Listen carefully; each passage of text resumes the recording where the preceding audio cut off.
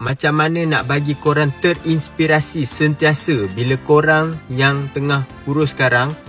Satu je cara.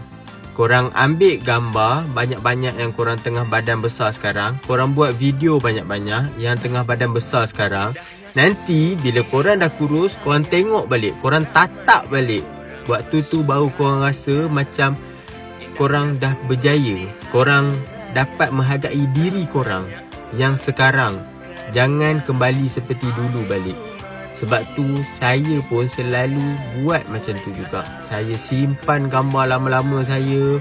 Saya ambil video waktu saya tengah diet. Dan sekarang saya bagi tahu kat orang, ini adalah before after. Saya membuktikan yang semua orang boleh.